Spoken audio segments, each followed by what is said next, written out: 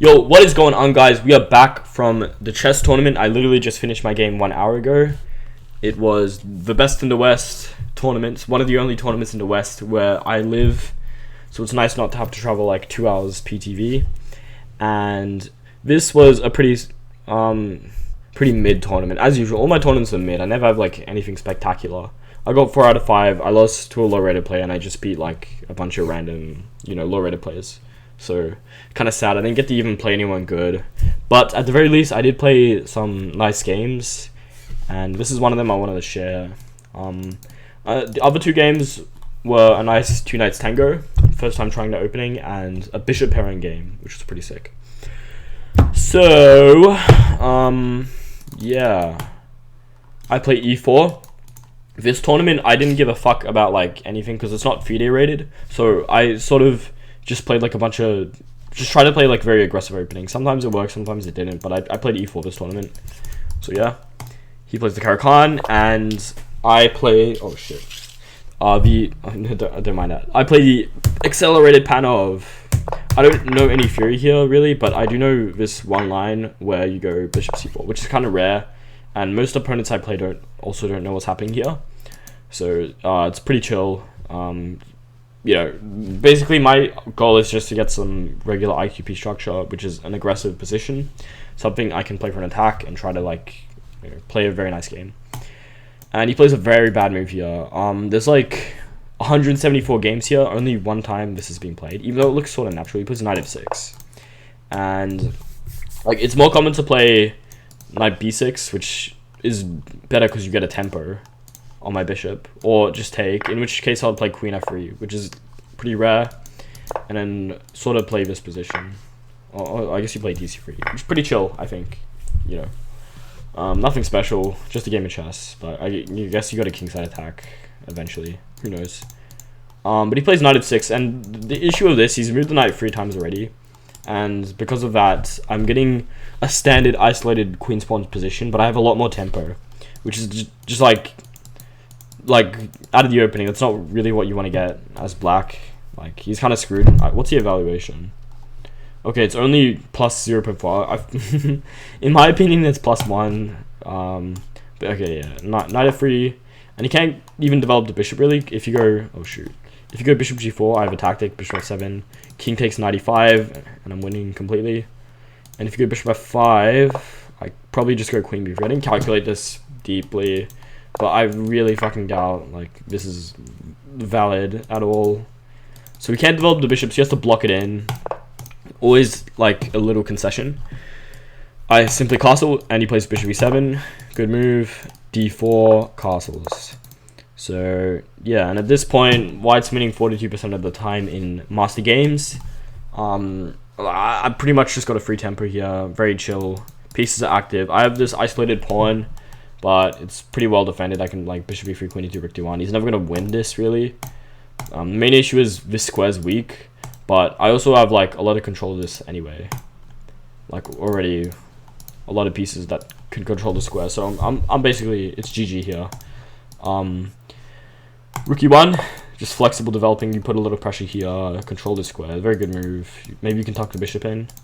And here he has a choice. Now he can play knight c6, or he can play knight d7, and it's a question of where to put the knight, and I think both ways are valid. This is probably a little better because it puts more pressure here and it takes more control of the e5 square. He was worried about d5, I think, which actually doesn't work as of this, but in general he's probably worried about this, which is what he told me after game, because okay, let's say this, even though knight a5 was winning there, this type of position I'm like 100% just better here. I wouldn't do this though, because it's kind of liquidating, and I want to like then I'll just win a slow endgame, but I want to crush him. So oh yeah, oh well.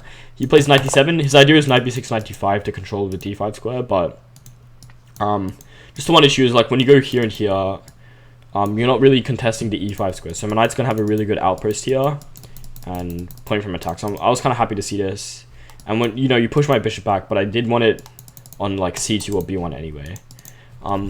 Here I play an interesting move. I play queen d3, which has never been played. I didn't want to commit my bishop straight away to g5 or like f4, e3. There's many different ways it could go to. I was also considering a3, so in case of this, I can go bishop b1, and on, you know, and then when he goes here, the square is restricted, so there's no knight b4 stuff when I try to do queen d3, bishop b1. But you know, a3 is good, but queen d3, I just thought the queen is like always good here. I guess it could go to e2 as well, so maybe it's not like the most flexible move. But my plan was to go to like h3 or like f3, or maybe, you know, create a battery, bishop b3, bishop c2. So he plays this, he gets a knight here. He's made like 6 knight moves this game already, so yeah, like, I'm obviously just much better here. I don't think this is the best plan, like, you know, oh well. I play bishop g5, just developing, and what does he play here? b6. So, I mean, you kind of have to do this, because you blocked your bishop in, but like b6 is always a concession because the c6 square is now a weakness. So long term, it like I'm playing aggressive this game because I have more development. But if I wanted to, like in a different type of position, I could play for the c6 square. There was this famous game by Botvinnik where he did that, where he went like rook c1, like, and he swapped off the light square bishops and he went b4 b5, and the square became like a winning idea.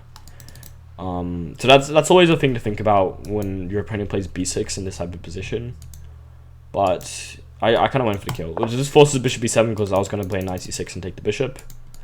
And rook d1. Now this idea, it's, you know, defends the pawn a little more, but the main idea is I expect him to eventually move this knight and offer a bishop trade.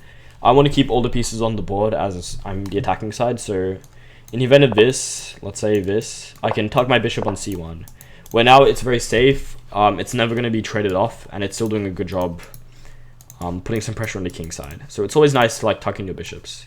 You know, here, sometimes, like light square bishop, you see it a lot on f1 sometimes. It's just cool to tuck in them because they're very safe, no knights are going to snatch them and stuff. So, he doesn't play that, he plays another knight move number 7. Like, really, he should like develop his rooks, or, you know, something like that. But he plays another knight move, and he, you know, my queen is a wonderful square now. So I don't think this is very productive, because my queen wanted to be closer to the king side anyway. So it's very powerful right now. There's so much pressure now on the light squares everywhere. And then he plays here, offering a trade of the bishops. And you should not take, because this bishop is a good attacking piece. It's a better move to go c1. Just chill here, and later on it can join back into the attack.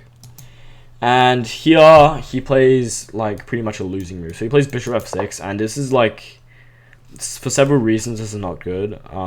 This bishop is very vulnerable. I can go knight e4, I can go knight g4. Now the knights can never go to f6, and normally during a kingside attack, a knight in f6 is one of the best defenders you can have. So this is kind of like in its way. His plan is probably to go like g6, bishop g7, but like if you do that, I can easily swap off the bishop, and it's also like pretty slow. And at this point, he's kind of just shuffling his pieces a lot instead of like completing his development, for example. So yeah, I play a3. Now I was hoping there was a cool line here where he takes here, and then what was it? It was here, I think. Oh no, it was knight g4. And then I go knight h6, and then I go here, and then I go here. And then I'm winning, because he can't defend this and this. I don't know, just sort of a random line. But there's all sorts of these, like, millions of these lines. Because it's, like, such a... Pretty much, like when you have all these pieces lined up against the king, oh, my rooks, queens, perfect position, knight's crazy. You're going to have, like, some cool combination. So, yeah. Alright, what happened? So I play a3.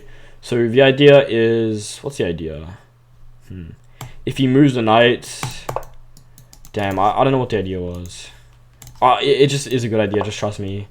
But he plays a bad idea. He plays knight a6. Now, obviously, you can't put the knight on the edge of the board. Now, it's completely on the opposite side of the defense, where you should be trying to help out. So I play bishop c2, get those guys lined up. He plays g6, only move, it's forced. And then knight e4. And like, this is like sort of like a very perfect IQP game. That's why I wanted to show it. Just very simple. I kept all the pieces on the board. I developed all my pieces to the center. and eventually brought all my pieces over and fucking checkmated him. So yeah, he does this. He doesn't want to give up this bishop because he's weak in the dark squares with g6, so bishop g7. But like concretely now, knight g5 is like just completely winning. If he goes h5, like I can do a million things. I could sack here. I could go g4. I could like, there's literally like 10 different sacrifices I could do. Maybe this will work in some universe if I'm lucky.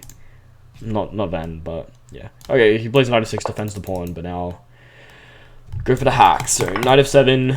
I can explain the combination later, but he really should not take. It's completely losing if he does. He should play like queen d5 and hope that I blunder checkmate. But he takes. I always love it when people do that. They let me play my beautiful games. So I take here, takes here, and now it's white to play and win. So think about it. What is the winning move here? It's kind of like, it took me a while to see it, not gonna lie. It took like 5 minutes of calculating this position. So what do you think it is? 1, 2, 3. Okay, so it's bishop to f4. The idea is bishop to d6, and there's no way to stop it. Now, if you play bishop b3, which is a good idea, you can go bishop d5 and just defend like this. So bishop f4, and if you rook lift, it's a little too slow. Like, the issue is like bishop d5 or knight e7 is going to come and smoke out your queen, and you're probably still better there, but there's, you know, you would rather just win straight away, right? So bishop f4. The only move to defend against bishop d6 is knight e8, and now bishop b3, and now he doesn't have this bishop d5 defense anymore, and it's GG, it's just checkmate, there's no way to stop it. Actually, I think he could have played bishop h8 as a defense, but like again, I at the very least have like this, and I'm gonna completely crush him. So yeah, and like after bishop f4, knight e8, bishop b3 resigns. So yeah. That was my game. I hope you enjoyed. Hopefully I record another one, and I'm satisfied with the video, and we'll have free game analysis. Yeah, so yeah, bye.